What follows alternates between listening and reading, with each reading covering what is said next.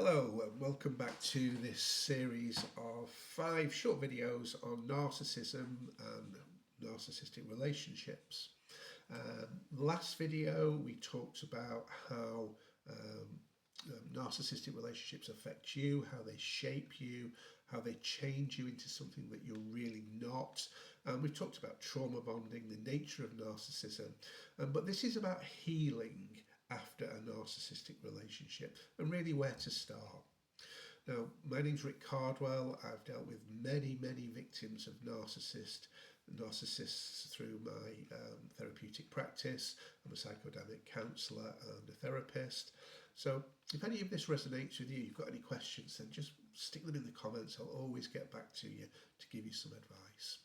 So if you've come through a narcissistic relationship, you might feel a mix of things: relief, confusion, grief, very popular, and sometimes even doubt about whether it was really that bad. Were you to blame? Perhaps it wasn't the other person, maybe it was you. All of these thoughts and feelings go on for people who have had this narcissistic experience. But healing starts with understanding that your experience was very real. And it's accepting that which is the first step to moving forward. Even if it was subtle, even if you can't explain it perfectly, one of the first steps is reconnecting with your own voice. Now, that means paying attention to how you feel without immediately dismissing it. Not rushing to justify or minimize your reactions, and allowing your perspective to exist without needing validation.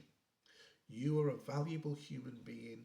Your thoughts, your feelings are really valuable and will make sense to you if you have this sense of validating who you are as a human being.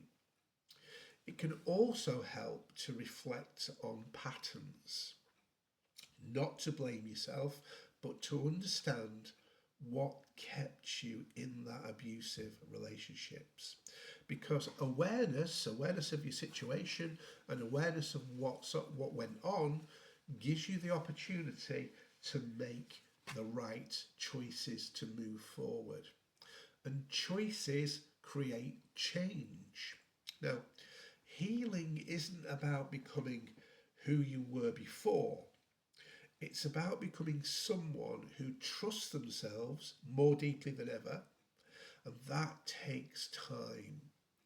It takes patience, and it often takes support. So if this series has resonated with you, you are not alone.